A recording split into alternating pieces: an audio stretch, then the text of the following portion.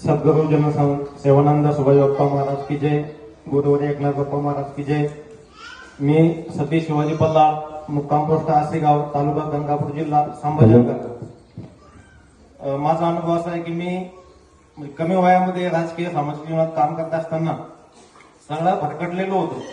म्हणजे काय करायचं, कसं काय, सगळं काहीच माहित नसताना अचानकपणे निवडणुकीला उभं राहिलो, निवडणुकीला पडलो आणि सगळं म्हणजे आर्थिक नुकसान झालं आणि थोडं कसं मानपान सन्मान या गोष्टी थोडं म्हणजे तेच बसले गेले।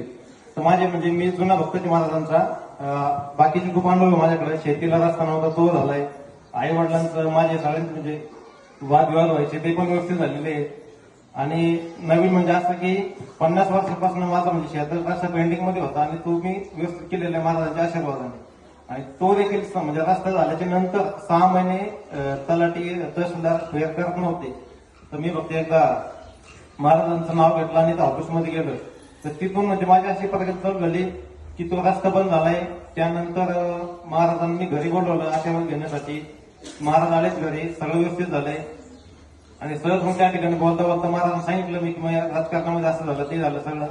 तर महाराजांनी मला सांगितलंय की भविष्यामध्ये निवडणुकीला कधीच उभं राहायचं नाही, म्हणजे माझ्या स्वतःसाठी। तर मी त्या ठिकाणून पाठीमागं खूप म्हणजे लोकांचे काम करायचो आणि त्या दिवसापासून मी फक्त माझ्या कुटुंबासाठी काम करायला लागलोय।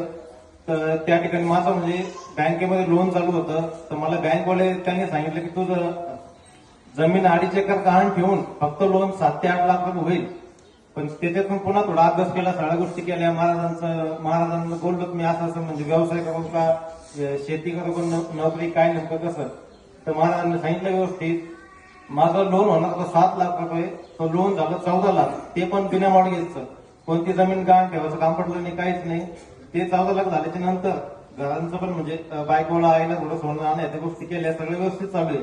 त्याच्यानंतर त्या ठिकाणी त्या साहेबांनी मला सांगितलंय की 7 लाख लोन तुझी जमीन गहाण ठेवून होईल। आता त्या साहेबांनी मला सांगितलं की तुझी जमीन गहाण ठेवून 50 लाखापर्यंत लोन करतो म्हणे मी, म्हणजे माझा खूप मोठा अनुभव आहे हा। आणि त्याच्यानंतर महाराज घरी आल्याच्या नंतर सहज बोलले की म्हणजे माझी आई सहज त्यांना बोलली महाराज माझं घर झालं पाहिजे। तर मी माडाच्या याच्यामध्ये फॉर्म टाकला होता, ती प्रॉपर्टी त्या ठिकाणी 20 लाखाची, पण मला शासनाच्या याच्यामध्ये 50% मध्ये अनुदानामध्ये म्हणजे 10 लाखातच भेटू लागलं।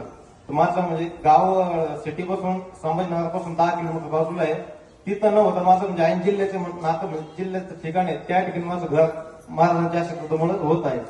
आणि यानंतर जे म्हणजे मी कोणत्या पण ऑफिसमध्ये गेलो माझे कामं होत नव्हते, आता सगळे व्यवस्थित काम चालू आहे। हा माझा अनुभव। टाळ्याच्या गजरामध्ये स्वागत करूया।